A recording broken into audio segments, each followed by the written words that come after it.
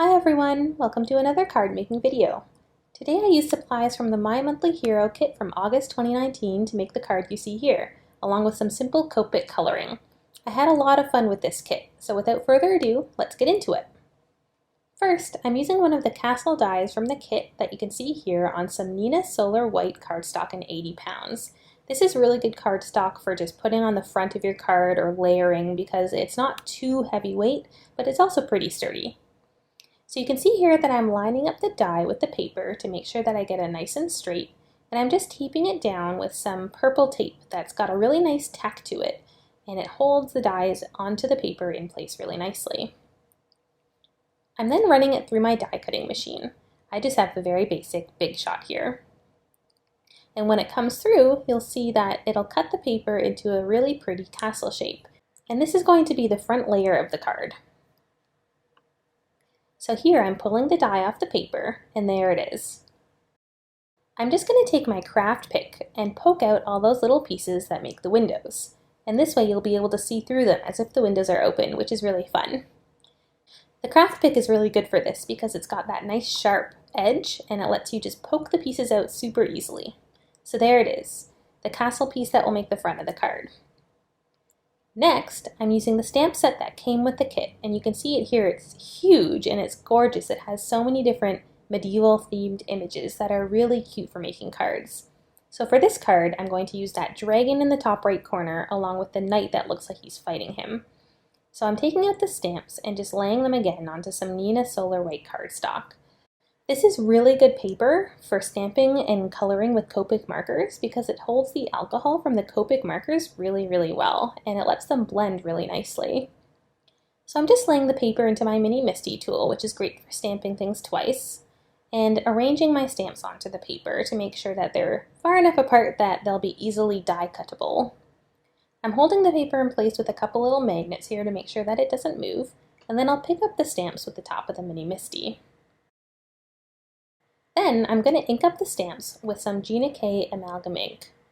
This is a really nice black ink. I find it stamps really well, but I do also find that I generally have to stamp at least twice with this ink to make sure that I'm really getting a good impression. If you have any suggestions for a really crisp black ink that stamps well in the first stamp, please do let me know in the comments below. I'd love to hear. So there are the images. This is actually after 2 times stamping. And now I'm going to color them in. So I'm speeding up the coloring here just so that you can kind of see the whole thing coming together, but in real life this actually took quite a long time. So this way you get to see the whole process without having to wait. For the dragon, I'm using some YG shades here. I think it's YG09, YG06, and YG03. And these create sort of a nice, realistic green.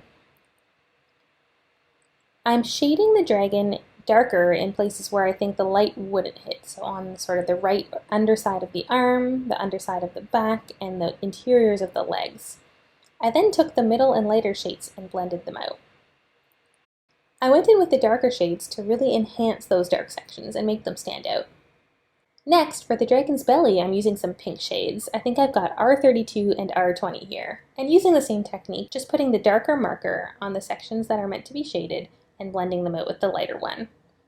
I always go back in with the darker one a second time, especially in large areas, just to make sure that you're really getting the shadows standing out and looking nice. I'm also coloring those little scales in pink as well.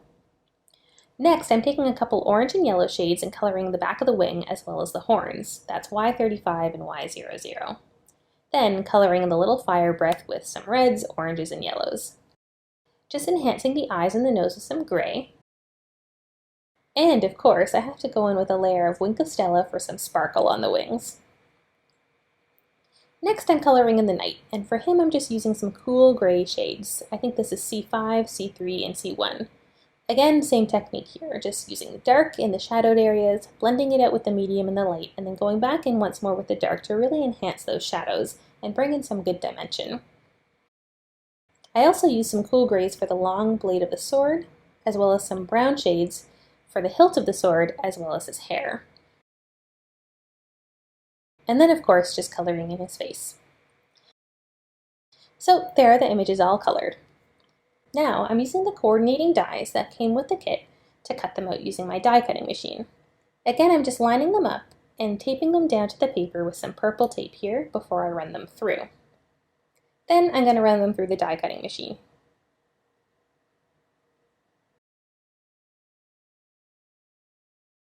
There it goes.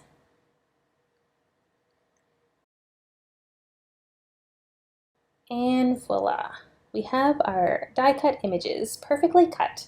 I love coordinating dies like this because it just makes it so easy. You don't have to worry about fussy cutting and everything just comes out so neat and tidy and looks great on the first try. So there is the dragon and the knight, perfectly cut out. Now it's time to start assembling the card. Here I have some of the amazing purple paper that came with the kit. This paper is gorgeous and you'll see me sort of turning it in the light a little bit later in the video so you can see the full effect.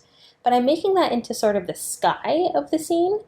And here I'm sort of just trying to place where I want the words in relation to the characters.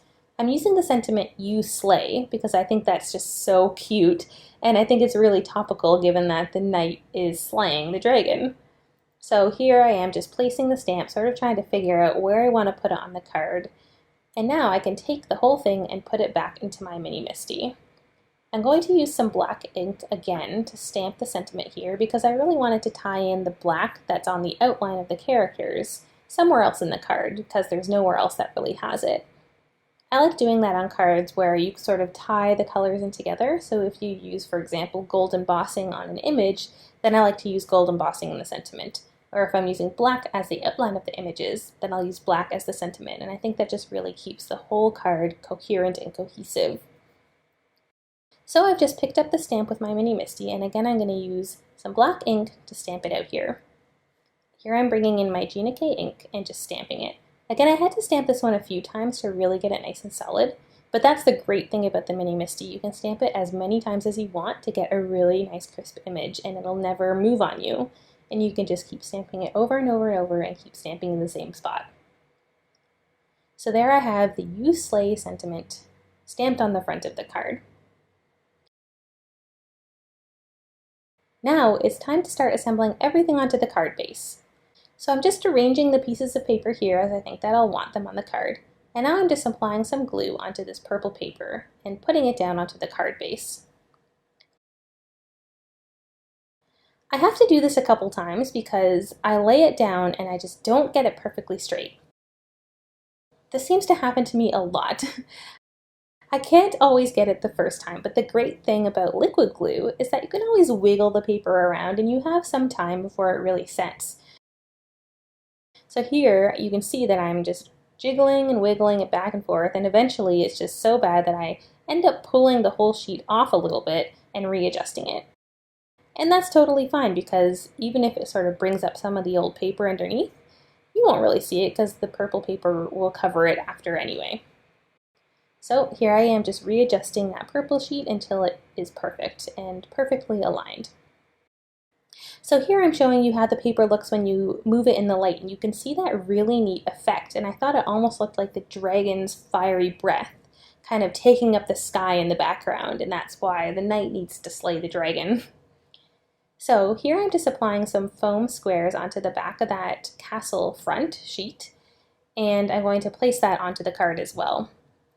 I would also normally use some foam paper here and just sort of cut a big sheet of it to make it more consistent, but I wanted to put the tiny little pieces underneath where the castle parts are, and I wanted to keep the whole thing consistent, so I just used those little pieces of foam square. Again, just making sure that the castle piece is aligned on the card here before I really stick it down, because with foam, it's much harder to pull it up if you don't get it right the first time, so you do have to be a little bit more careful with these types of adhesives. So now it's just time to line up the dragon and the knight. I'm going to use some foam tape again here on both of them, just using those same foam squares that I used before. So here I am putting some foam onto the knight, and I'm going to put a little bit of glue onto his feet because that's just going to lay on top of that white layer. So that can be glued directly down. Then I can just put him right onto the card. I'm using my craft tweezers here to make sure that he's lined up nicely. Craft tweezers are a great way to adhere images to cards that you want lined up perfectly because your fingers don't get in the way when you're putting them on the card. You can see the whole thing and just lay them down with no obstructions. So I'm going to apply the same treatment to the dragon. I put a bunch of foam squares on him. And now I'm just using my craft tweezers to place him or her onto the card. And he or she will be flying in the air to fight the knight. So to finish off this card, I like to add a few little special touches. And I like to add special touches to most of the cards that I make because I figure these cards are handmade, so if you're putting in the effort to make the card from scratch, why not add a few special touches at the end that you wouldn't normally find on store-bought cards? So the first one I'm adding here is just a fun googly eye to the dragon. I think that just adds an element of playfulness to the card. And then finally I'm adding some jewels here. These are Pretty Pink Posh, and it's just this really nice jewel mix that actually came in colors that pretty much perfectly match the colors that I picked for this card. You would almost think that I took inspiration from this jewel mix, but I didn't. It was a complete coincidence. So that's always really fun when something like that happens. So here I am just gluing the sequins onto the card one by one. I kind of arranged them in a way that I thought was nice, and now I'm using my tweezers with some Ranger Multi-Medium Matte. This adhesive is amazing for stuff like this. It's super smooth, it comes out really nice, and it dries matte, so even if a little bit extra gets out onto your card, you wouldn't notice when it's dry, because it dries completely clear and completely matte. So it's almost like invisible. So that is the last sequin being adhered, and now there's just one final touch to add to the card. And that is just a small layer of glossy accents to a couple little touches. First, I'm going to apply it to the dragon's breath, and finally to the knight's sword. Glossy accents is just a liquid that dries clear and shiny, so it gives sort of a 3D sheen to whatever you put it on. And because it's liquid, you can put it onto whatever shape you want. So you can make any of your images have this effect, which is really cool.